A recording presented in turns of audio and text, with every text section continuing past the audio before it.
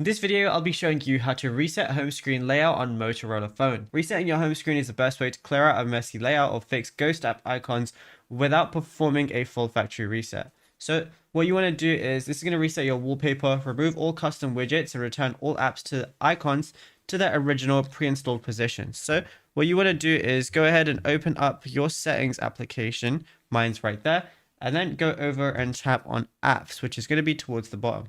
Once you tap on apps, go over to the filter on the top right and sort icon next to your apps and toggle on show system apps. So what we're going to do is go over to that, and then we want to show system apps as well, which is at the very top. Enable that, then go ahead and press OK. Now search or scroll down to find One UI Home. So I'm just going to scroll through. Obviously there's a bunch of different applications, but you can just type it in as well if you want to. So then just go over to O and then look for that, literally that one specific one. It's called One UI Home.